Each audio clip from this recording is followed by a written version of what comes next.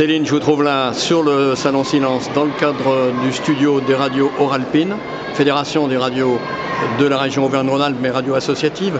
Qu'aujourd'hui, c'est quoi une radio associative, comme par exemple Radio Grésivaudan, où vous exercez vos talents? Eh bien, Radio Grésivaudan, où nous sommes basés à côté de Grenoble, a vraiment à cœur d'avoir un rôle de radio de proximité, vecteur de lien social, c'est-à-dire, c'est des grands mots tout ça, mais c'est surtout pour dire que nous, on a vraiment envie de rassembler les habitants, de communiquer sur ce qu'ils font, leur donner la parole, leur tendre le micro, leur permettre de s'épanouir et aussi, pourquoi pas, de vivre des moments conviviaux tous ensemble. Voilà, c'est une liberté de ton aussi, une radio associative, c'est-à-dire que nous, par exemple, on a fait le choix de ne jamais avoir de publicité sur nos ondes. Les radios associatives peuvent faire quelques publicités, mais elles ont quand même un quota restreint.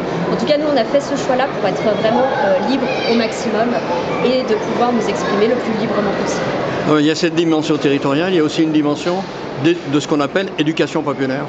Tout à fait.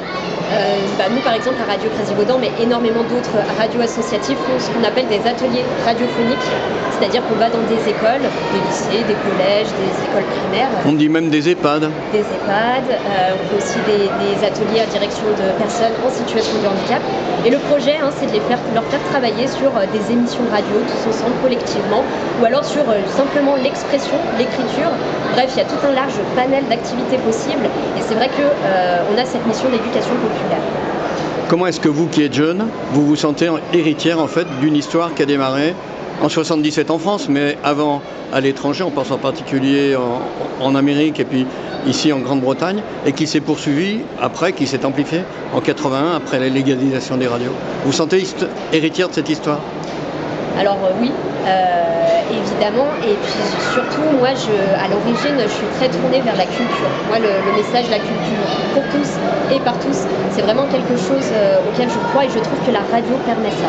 Mais aussi plus largement, de pouvoir librement donner la parole aux habitants sans qu'il y ait non plus une pression de grande audience ou non, vraiment de pouvoir simplement s'exprimer. C'est vraiment quelque chose auquel je crois.